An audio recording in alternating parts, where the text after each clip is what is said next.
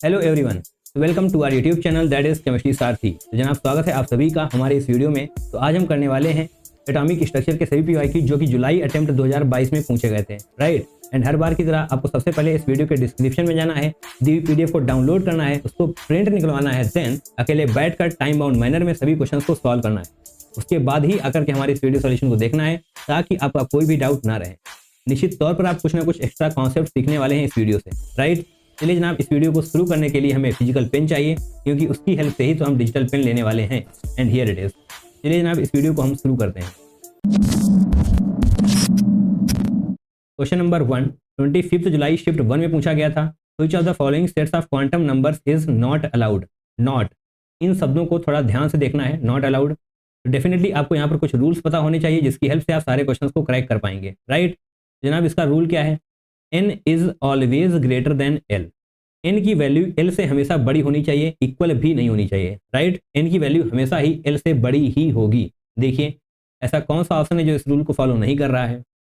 Option number ए, n की value l से बड़ी है। ऑब्वियसली 3 बड़ा ही होता है 2 से। तो जनाब ये वाला आंसर आपका नहीं होने वाला क्योंकि ये करेक्ट ऑर्डर को फॉलो कर रहा है, यानी कि ये बिल्कुल परफेक्ट रूल को फॉलो कर रहा है, right. Moving forward, option number B, n equal to 3 l equal to 2। जनाब ये भी सही है, यानी कि ये करेक्ट रूल को फॉलो कर रहा है। तो निश्चित तौर पर ये आपका आंसर नहीं होने वाला क्योंकि आपको पता करना है नॉट अलाउड, यानी कि जो गलत है वो पता करना है। ऑप्शन नंबर सी पर आइए, n equal to 3 l equal to 3। मैंने कहा था जनाब n is always greater than l, इसका मतलब ऑप्शन नंबर सी आपका सही हो जाएगा क्योंकि जनाब n equal to 3 l equal to 3 possible नहीं है, right. Now option number D, obviously n equal to 3 and l equal to 0 सही होने वाला है क्योंकि जनाब यहाँ पर n की वैल्यू बड़ी है in comparison to l, right. Question आसान है, सिंपल सा ये कॉन्सेप्ट है, आप सभी को पता है। तो चलिए आगे बढ़ते हैं, क्वेश्चन नंबर 2 को करते हैं। बेसिकली एटॉमिक स्ट्रक्चर से काफ़ी आसान क्वेश्चन पूछे गए हैं, तो आपको बहुत ज़्यादा चिंता करने की जरूरत नहीं है। आसान से क्वेश्चन है, फटाफट से क्रैक होते हुए चले जाएंगे। चलिए क्वेश्चन नंबर 2 को करते हैं। When the excited electron of a hydrogen atom from n equal to 5 drops n equal to 5 drops to the ground state, यानी कि n equal to 1, the maximum number of emission lines observed are. ये तो direct formula based question है, right. आपको ऐसा ही लगा। चलिए n2 minus n1 plus 1 divided by 2।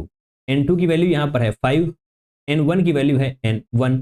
तो n2 यानी कि 5 माइनस 1 प्लस 1 डिवाइडेड बाई 2। जब आप इसको सॉल्व करेंगे तो जनाब आने वाला है 20 डिवाइडेड बाई 2 दैट इज 10। ओहो, बहुत आसान क्वेश्चन आ गया। आपको पहली नज़र में ऐसा ही लगा एंड आपने फटाफट से यहाँ पर 10 लिखा, आगे बढ़ गए। निश्चित तौर पर आप ऐसा ही करने वाले हैं, तो निश्चित तौर पर आपको -1 भी मिलेगा, राइट। डायरेक्ट फार्मूला आपको चमकता हुआ दिखाई देगा, बट डेफिनेटली ये गलत है क्योंकि जनाब हाइड्रोजन एक सिंगल एटम है, राइट। हाइड्रोजन एक सिंगल एटम है, तो जनाब यहाँ पर ये वाला फार्मूला नहीं लगेगा। कौन सा फार्मूला लगेगा उसको समझने के लिए येलो पेन पर नज़र बना कर रखिए। इस तरीके से 5 लाइनें खींचिए आप। n equal to 5, n equal to 4, n equal to 3, n equal to 2 and n equal to 1, right. n equal to 5 से n इक्वल टू 1 तक आना है, तो डेफिनेटली एक ये रास्ता होगा, एक ये इस तरीके से आएगा। तो जनाब 4 होगा इसका करेक्ट आंसर, ना कि 10। काफ़ी बच्चे ऐसा करेंगे क्योंकि जनाब फार्मूला डायरेक्ट यहाँ पर नजर आएगा एंड ऐसा फार्मूला आपने कई बार पढ़ा हुआ है, बट ध्यान देना है हाइड्रोजन एक सिंगल एटम है, तो यहाँ पर ये वाला फार्मूला नहीं लगेगा। इस तरीके से आपको सॉल्व करना पड़ेगा। तो जनाब इसका करेक्ट आंसर आने वाला है 4। इस क्वेश्चन को मार्क कर लीजिए। देखने में भले ही आपको ये आसान लग रहा होगा, बट +4 के बजाय -1 बहुत ही आसानी से मिलने वाला है, राइट। मूविंग फॉरवर्ड, आसान क्वेश्चन जनाब बिल्कुल नहीं है, कंफ्यूजिंग है, -1 लेकर बैठा हुआ है। Question number 3, the wavelength of an electron and a neutron will become equal when the velocity of the neutron is x times the velocity of neutron. तो आपको वैल्यू ऑफ x बतानी है। चलिए बताते हैं, तो हम क्लियर करेंगे कि ये आपको समझ में आ चुका है, right.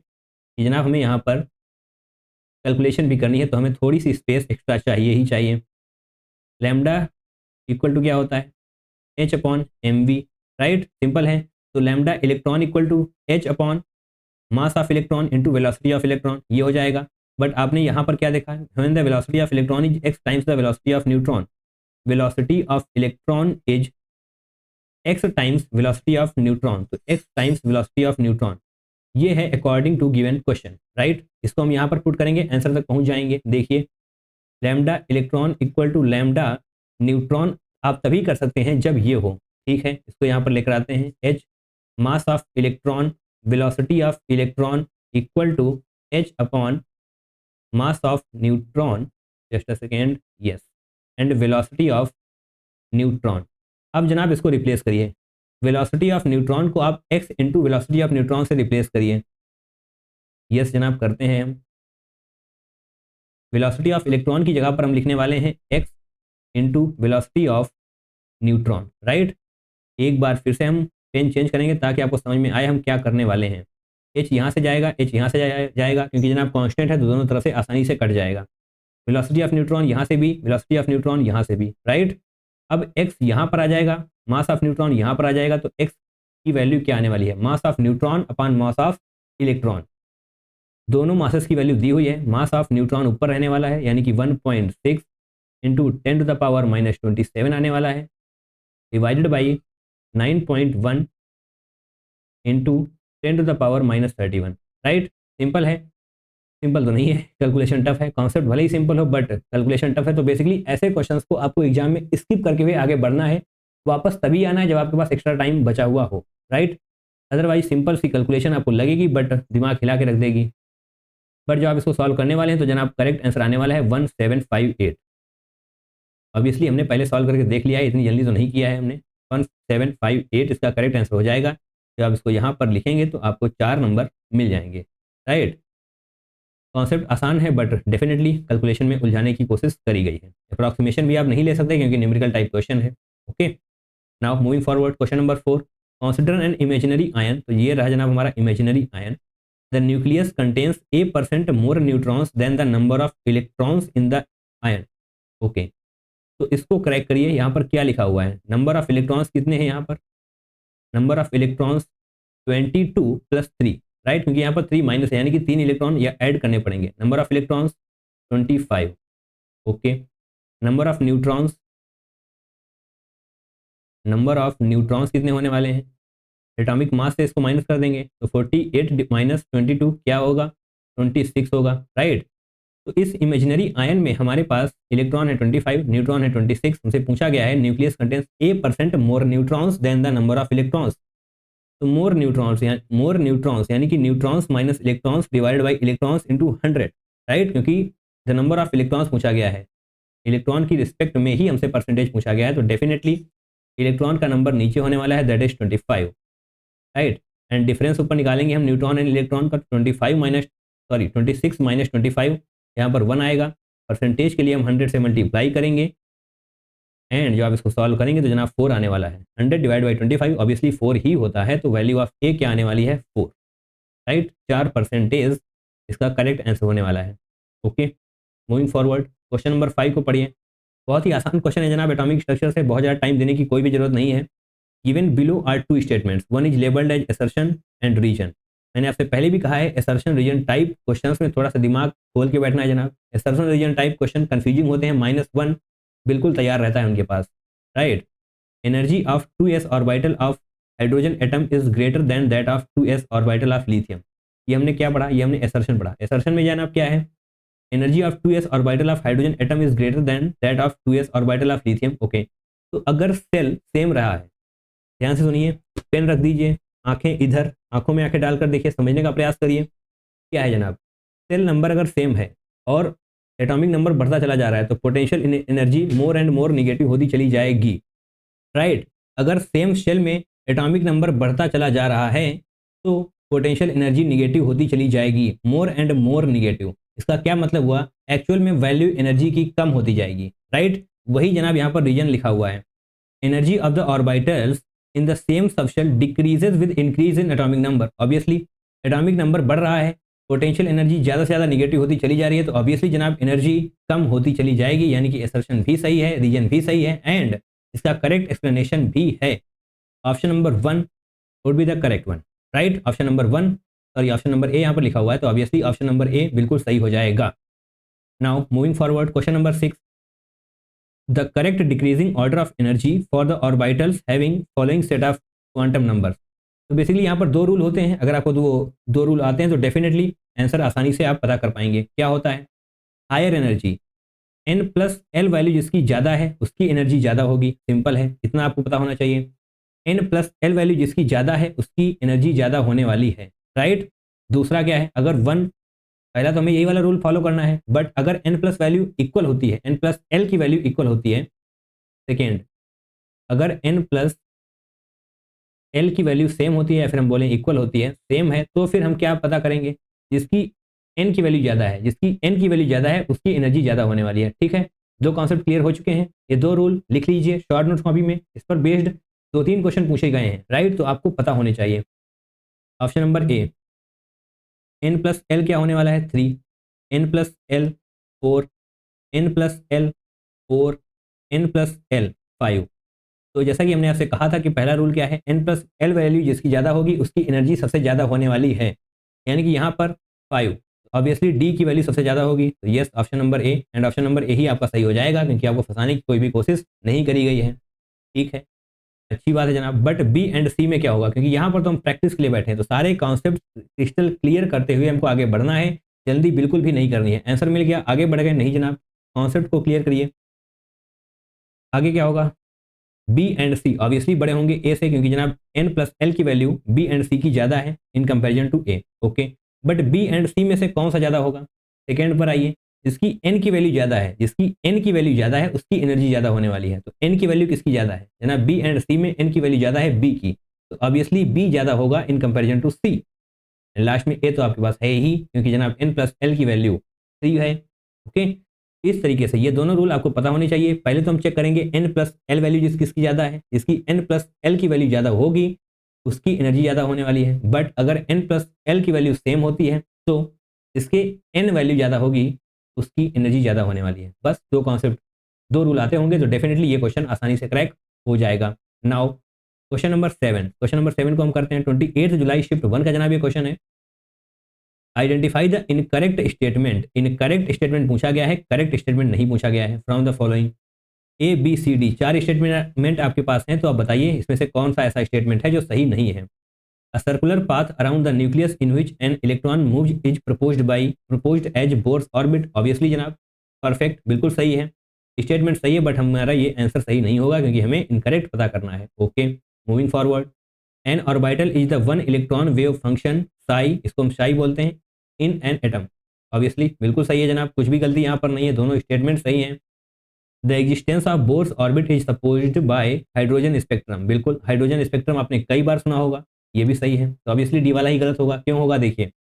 Atomic orbital is characterised by quantum numbers n and l only, नहीं जनाब एन एल एम होता है, एन एल एंड एम।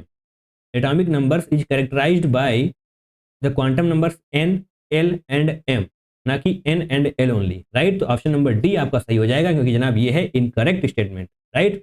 पहले वाले तीनों स्टेटमेंट सही हैं, ओके, डी स्टेटमेंट गलत है, तो यही हमारा सही आंसर होने वाला है। Now moving forward, question number 8, if the wavelength for an electron emitted from hydrogen atom is 3.3 into 10 to the power minus 10 meter, then energy absorbed by the electron in its ground state compared to minimum energy required for its escape from the atom is।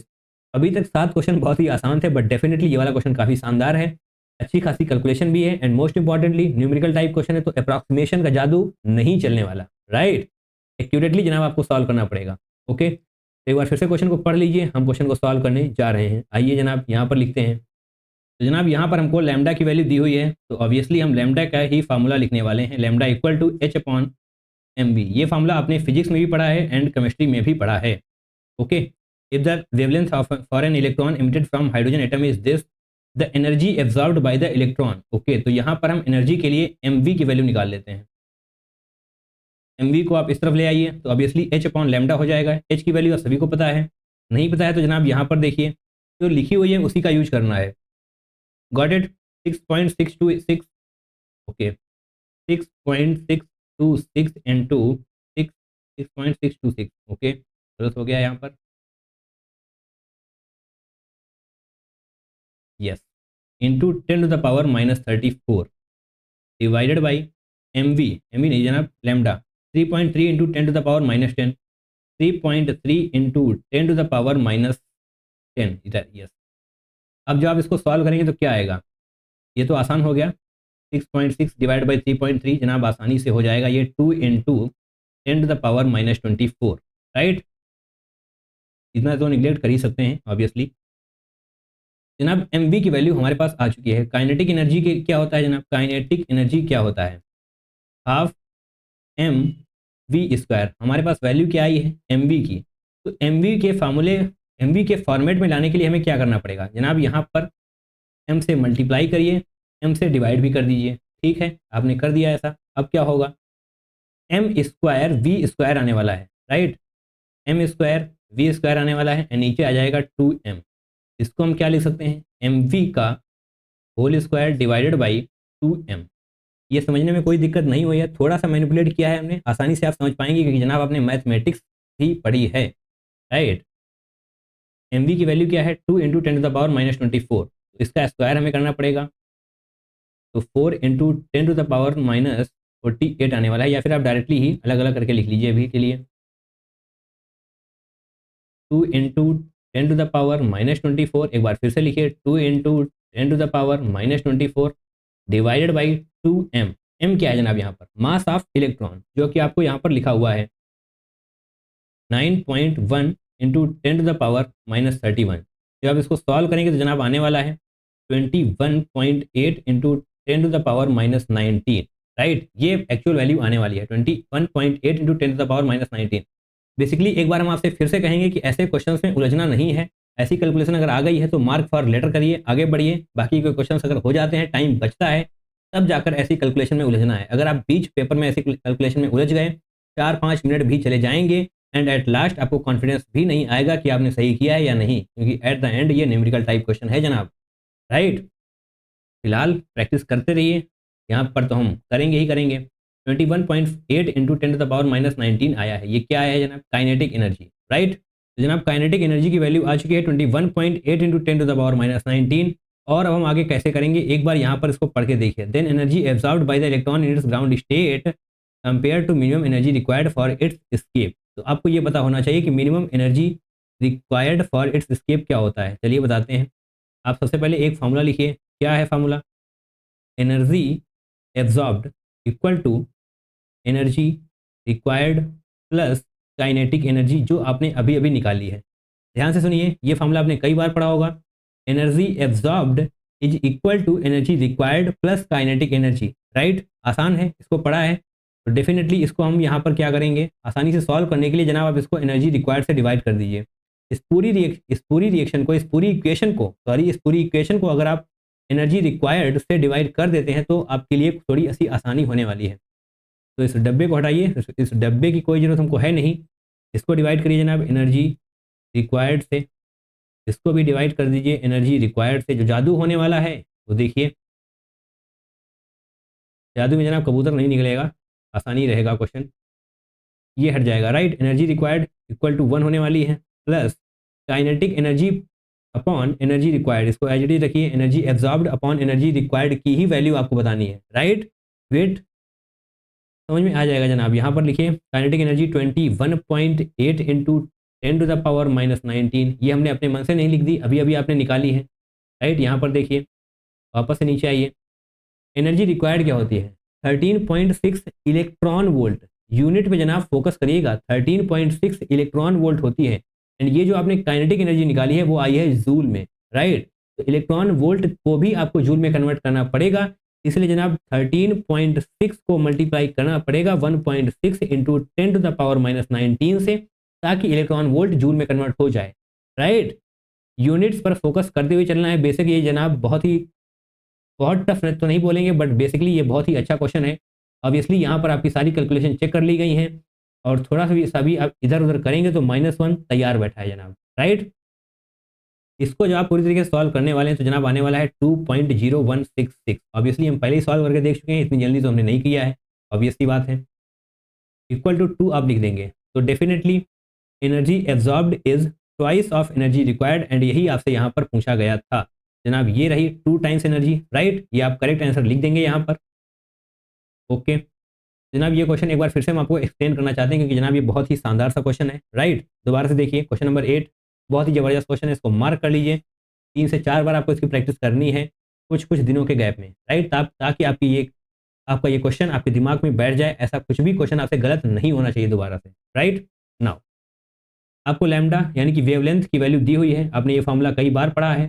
Lambda equal to h upon m v, हमने m v को ही format में क्यों लाया, क्योंकि जनाब यहाँ पर हमको एनर्जी दिखाई दे गई थी, एनर्जी यानी कि काइनेटिक एनर्जी। तो काइनेटिक एनर्जी के लिए हमको एम वी चाहिए, क्योंकि हमने kinetic energy equal to half m e square का फॉर्मूला कई बार पढ़ा है, right. M e equal to क्या हो जाएगा, एच अपॉन लैम्डा। एच की वैल्यू लिखेंगे, लैम्डा की वैल्यू लिखेंगे, आसानी से सॉल्व हो जाएगा। 2 इंटू 10 टू द पावर -24 आ जाएगा। Okay, moving forward. अब जनाब काइनेटिक एनर्जी क्या होता है, हाफ एम वी स्क्वायर। तो एम वी स्क्वायर होता है, बट हमने जो वैल्यू निकाली है वो निकाली है एम वी की। तो एम वी के फॉर्मेट में लाने के लिए एक बार हम एम से मल्टीप्लाई करेंगे और दूसरी बार एम से डिवाइड करेंगे, राइट। एक बार मल्टीप्लाई, एक बार डिवाइड, तो जनाब इक्वेशन पर कोई भी प्रभाव नहीं पड़ेगा, बट जो हमको चाहिए वो मिल जाएगा, एम वी का होल स्क्वायर मिल जाएगा, राइट। एक बार आप एम से मल्टीप्लाई करेंगे तो एम स्क्वायर वी स्क्वायर आएगा, यानी कि एम वी का होल स्क्वायर, नीचे अपॉन अपॉन में क्या आ जाएगा, 2 इंटू एम यानी कि मास ऑफ इलेक्ट्रॉन, राइट।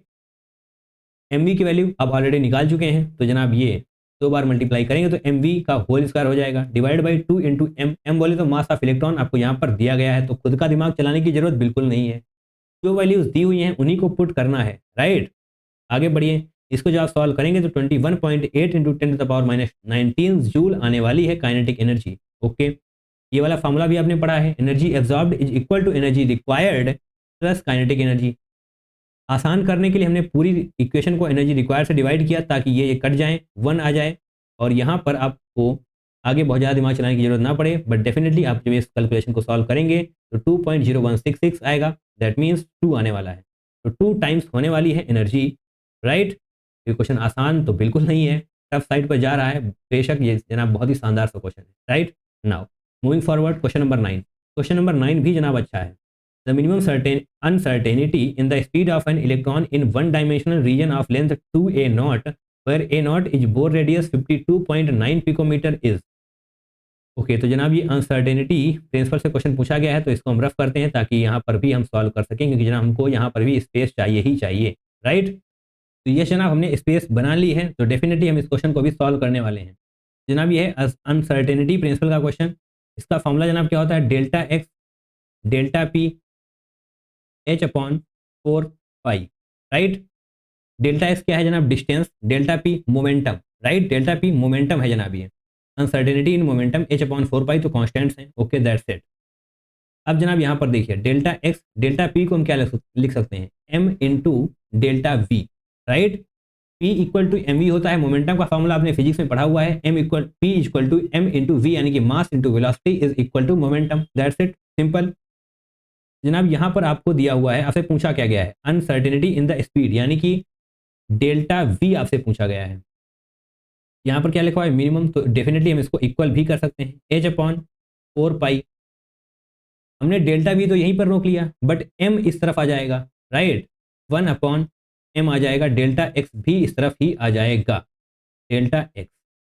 कुछ समझने में दिक्कत हुई है, दोबारा से देखिए, delta x dot delta P is greater then H upon 4 पाई। ये फॉर्मूला आपने एज इट इज पढ़ा हुआ होगा अपने चैप्टर के रिवीजन के टाइम में, अगर नहीं पढ़ा जनाब अभी पढ़ लीजिए और अपनी शॉर्ट नोट्स कॉपी में नोट कर लीजिए, क्योंकि जनाब ये बहुत ही इंपॉर्टेंट फॉर्मूला अपनी आंखों के सामने देख रहे हैं। डेल्टा एक्स डिस्टेंस है, डेल्टा पी मोमेंटम है, मोमेंटम में क्या होगा, मास इंटू वेलोसिटी, एंड वही वेलोसिटी के बारे में आपसे पूछा गया है, तो वेलोसिटी आप यहाँ पर लिखेंगे, मास को इस तरफ ले जाएंगे, राइट। वही मास आप यहाँ पर लेकर आए हैं, डेल्टा एक्स यहाँ पर आ चुका है, h upon 4 pi as it is है। इन सभी की वैल्यूज को पुट करिए, सॉल्व करिए, आप आंसर तक पहुंच जाएंगे। जनाब इतना भी आसान नहीं है जितनी आसानी से हमने बोल दिया, क्योंकि जनाब ये वैल्यूज ही अपने आप में बहुत ही डरावनी है। 6.63 into 10 to the power -34 divided by 4 into pi, 4 into 3.14 into m, m क्या है जनाब, mass of electron, 9.1 into 10 to the power -31, that's it, into delta x. Delta x जनाब क्या है, 52.9 पिकोमीटर। पिकोमीटर क्या होता है, 1 picometre is equal to 10 to the power -12 metre, right. तो 52.9 पिकोमीटर, पिकोमीटर को मीटर में कन्वर्ट करने के लिए हम 10 इंटू 10 टू द पावर -12 करने वाले हैं, राइट। तो आई थिंक हमने कोई गलती नहीं करी है, ऑब्वियसली यस जनाब गलती थोड़ी सी करी है, यहाँ पर 2a0 था एंड वैल्यू आपको दी हुई है a0 की, तो एक बार 2 से भी मल्टीप्लाई हमको करना पड़ेगा। अब जब आप इसको पूरा सॉल्व करेंगे तो जनाब आंसर आने वाला है 548, राइट। ऑब्वियसली हमने पहले ही करके देख लिया है, इसलिए हमने डायरेक्टली यहाँ पर आंसर आपको बता दिया है। तो डेफिनेटली 548 किलोमीटर आने वाला है, किलोमीटर, राइट। जो आपका एक्चुअल आंसर आएगा मीटर में आएगा, उसको किलोमीटर में जब आप कन्वर्ट करेंगे तो 548 आने वाला है। यहाँ पर आप लिख लेंगे 548, तो ये जनाब हो जाएगा आपका करेक्ट आंसर। यहाँ पर आप बहुत ज़्यादा अप्रॉक्सीमेशन भी नहीं ले सकते। तो बेसिकली एक बार फिर से कहेंगे, ऐसे क्वेश्चन अगर आपके एग्जाम में आ रहे हैं, आपकी शिफ्ट में आ रहे हैं, तो उनको स्किप करिए, आगे बढ़िए। अगर टाइम बचता है तभी आकर के वापस से क्वेश्चन को अटेम्प्ट करिए। बाकी आपके पास न्यूमेरिकल के लिए काफ़ी सारी चॉइसेस भी होती हैं, 10 क्वेश्चन आते हैं, 5 ही आपको करने होते हैं। तो ऐसे क्वेश्चन को ना ही करें तो ज़्यादा बेहतर होगा, राइट। बट फिलहाल आपको प्रैक्टिस करनी है सभी क्वेश्चन की। तो जनाब ये बहुत ही शानदार सा क्वेश्चन था। कॉन्सेप्ट आपको आना चाहिए, ये वाला फॉर्मूला भी आपको आना चाहिए, थोड़ी सी कैलकुलेशन भी आनी चाहिए। बात अगर अप्रॉक्सीमेशन की करें तो आप थोड़ी सी अप्रॉक्सीमेशन यहाँ पर ले सकते हैं। जस्ट अ सेकेंड, h/4 को आप डायरेक्टली भी लिख सकते हैं। h/4 is equal to 1/2 into 10⁻⁻34 आप कर सकते हैं, राइट। -34 आई थिंक बिल्कुल सही किया है हमने, 6.6 होता है, एंड डिवाइड बाई क्या होता है 4 इंटू 3.14, तो जनाब होने वाला है 12.56। तो ऑब्वियसली आप इसको थोड़ा सा अप्रॉक्सीमेट कर सकते हैं, 1/2 इंटू 10⁻⁻34 भी लिख सकते हैं h/4 की वैल्यू। बट ये अप्रॉक्सीमेशन लेने के बाद भी कैलकुलेशन आसान नहीं होने वाली, right. Now moving forward, question number 8 and question number 9 जनाब दो बहुत ही शानदार से क्वेश्चन थे। आपको डेफिनेटली 3 से 4 बार इनकी प्रैक्टिस करनी चाहिए। कैलकुलेशन आपको उलझाने का पूरा प्रयास कर रही है, ओके। क्वेश्चन नंबर 10, 29 जुलाई शिफ्ट 2 का जनाब ये क्वेश्चन है, एंड ये हमारे आज के सेशन का लास्ट क्वेश्चन है। Given below are the quantum numbers for 4 electrons, and आपको बतानी है इंक्रीजिंग एनर्जी। बहुत ही जनाब आसान क्वेश्चन है। ऐसा क्वेश्चन अभी भी आप थोड़ी देर पहले करके आ रहे हैं। n+l की जिसकी वैल्यू ज़्यादा होगी उसकी हायर एनर्जी होने वाली है। बट अगर n+l सेम आ जाता है तो जनाब क्या होगा, जिसकी n की वैल्यू ज़्यादा होगी उसकी एनर्जी ज़्यादा होने वाली है। तो चलिए पहले n+l देखते हैं। n+al की वैल्यू क्या है, यहाँ पर 5 है, यहाँ पर भी 5 है, यहाँ पर जनाब 6 है, एंड यहाँ पर 4 है। तो n+l की वैल्यू से आप इतना तो बता पाएंगे कि सबसे ज़्यादा एनर्जी किसकी होगी। ऑब्वियसली जनाब C की होगी। C यहाँ पर भी है, यहाँ पर भी है, यहाँ पर भी है, यहाँ पर नहीं है, तो ऑप्शन नंबर डी को हम काट देंगे। That's it. ए के बाद जनाब किसका नंबर आता है 5 का। तो ए एंड बी की वैल्यू ज़्यादा होने वाली है, ए एंड बी की एनर्जी ज़्यादा होने वाली है in comparison to D, right. यानी कि डी की एनर्जी सबसे कम होगी। डी की एनर्जी सबसे कम option number A and option number B में दिखाई गई है, ऑप्शन नंबर सी में नहीं है, तो इसको भी हम निगलेक्ट कर देंगे। आगे देखिए, अब जनाब आएगा नंबर एन का। n+l की वैल्यू जनाब सेम है ए में और बी में। तो अब बारी है एन की। जिसका n ज़्यादा होगा उसकी ही एनर्जी ज़्यादा होने वाली है। तो जनाब n किसका ज़्यादा है, option number A and B में n ज़्यादा है बी का, राइट। ऑप्शन नंबर बी यहाँ पर करेक्ट हो जाएगा। ऐसा ही क्वेश्चन जनाब अभी आप करके आए हैं, देखिए कौन सा था ये जनाब। क्वेश्चन नंबर ये रहा, राइट। सेम फॉर्मूला है, सब कुछ सेम है, तो डेफिनेटली ये वाला क्वेश्चन भी आपने अगर क्रैक किया है तो डेफिनेटली क्वेश्चन नंबर 10 भी क्रैक होने ही वाला है, राइट। क्वेश्चन नंबर 10 भी आपने कर लिया। जनाब इस सेशन में 10 क्वेश्चन पूछे गए थे एटॉमिक स्ट्रक्चर से, तो बट क्वेश्चन तो आसान है, but question number 8 and question number 9 ने ये बता दिया एटॉमिक स्ट्रक्चर को इतना भी हल्के में नहीं लेना है, कुछ क्वेश्चंस की प्रैक्टिस करते हुए जाना है, तभी जाकर ऐसे क्वेश्चंस को आप क्रैक कर पाएंगे, राइट। जनाब इस वीडियो को आपने लास्ट तक देखा, इसके लिए thank you so much from the bottom of the heart. बहुत बहुत धन्यवाद जनाब आपका, आपने इस वीडियो को लास्ट तक देखा। हमारे चैनल को सब्सक्राइब करिए, काफ़ी ज़्यादा क्वालिटी कंटेंट आपको मिलने वाला है, PYQs मिलने वाले हैं चैप्टर वाइज स्ट्रक्चर्ड फॉर्मेट में, राइट। जनाब बने रहिए हमारे चैनल के साथ, और भी PYQs प्रैक्टिस करने हैं जनाब साइड में देखिए एटॉमिक स्ट्रक्चर की प्लेलिस्ट आपको नजर आ जाएगी, उन क्वेश्चंस को प्रैक्टिस करिए एंड अपने आप को इंप्रूव करिए। चलिए जनाब आज के इस वीडियो में इतना ही, मिलते हैं किसी दूसरे वीडियो में। Till then take care, tata bye bye and I love you all.